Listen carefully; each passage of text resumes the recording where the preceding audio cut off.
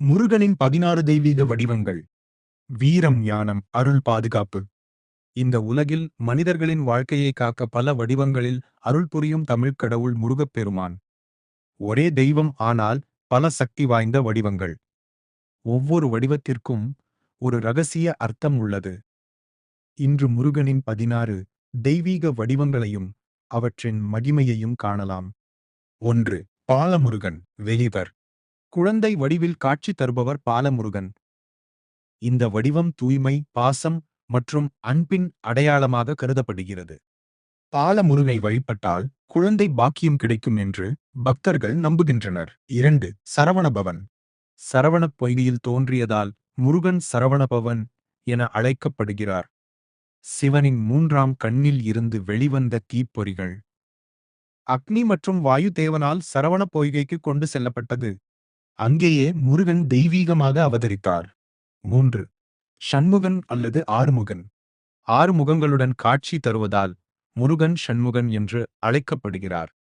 இந்த 6 முகங்கள் ஞானம், வீரியம், கருணை, பாதுகாப்பு, சக்தி, வெற்றி ஆகியவற்றின் அடையாளமாக பார்க்கப்படுகிறது.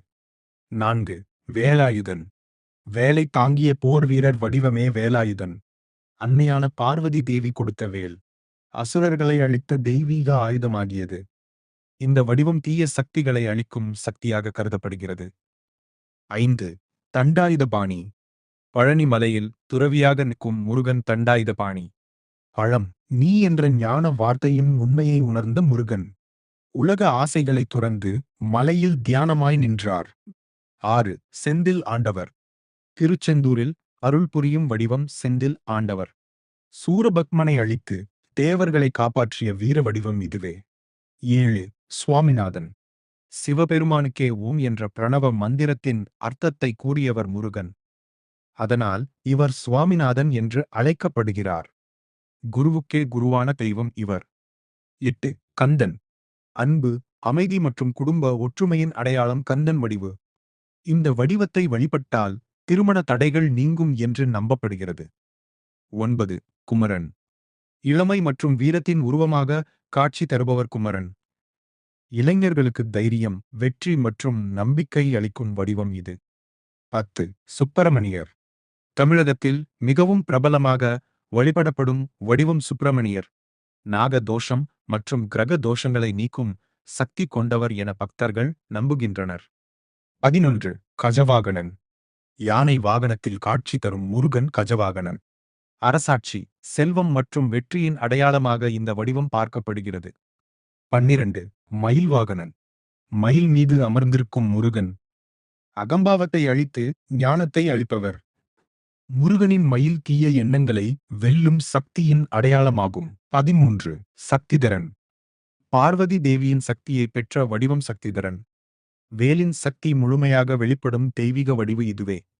14. கிரௌஞ்சபேதன். கிரௌஞ்ச மலையை தனது வேலால் உடைத்த வீர வடிவு முருகனின் கிரௌஞ்சபேதன் வடிவம். எல்லா தடைகளையும் உடைக்கும் சக்தியின் அடையாளம் இது. 15. வள்ளி தெய்வானை சமேத முருகன். வள்ளி மற்றும் தெய்வானையுடன் அருள் புரியும் முருகன் குடும்ப சந்தோஷத்தின் அடையாளம்.